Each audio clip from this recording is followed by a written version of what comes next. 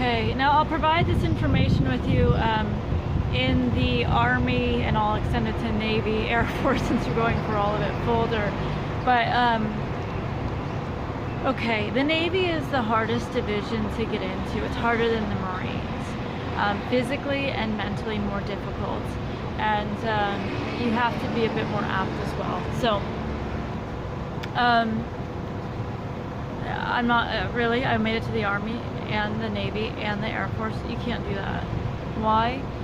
Well, they don't want someone that doesn't have follow through. And if I failed any one of those, like I've already gone through and it's in the folder.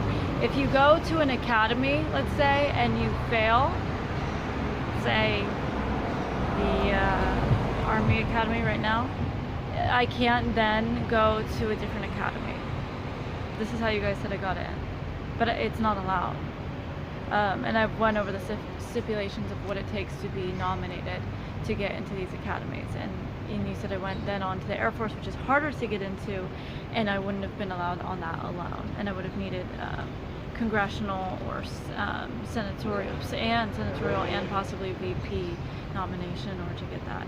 I'd have to have good standing. I wouldn't be able to have a criminal record, physically able, my grades would have to be good, etc. Okay. To get into the Navy, which by the way does include women,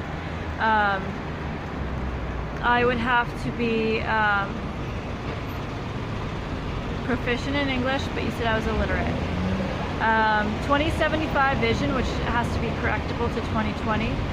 No history of drug use.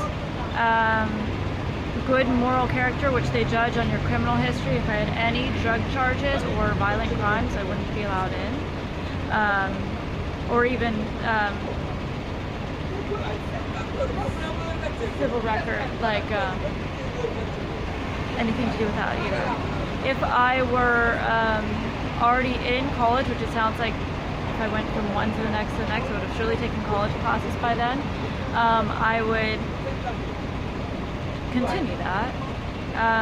And then at the end of that college, take a class which is called platoon leaders. And it's only offered by certain schools. I'll have to look up to see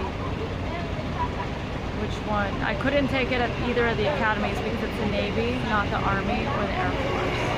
So I'll have to see if Colorado State even offers this platoon leadership class. And that goes to officer, it's called Officer Candidate Course. Okay. It's harder and more physically demanding than the Marines. The dropout rate for it is 80%. Men and women are allowed in there, but it's for 24 weeks. 80% of people drop out because of the demands. So if I were able to do that, wow, I would be a very impressive person. I'll give you this below.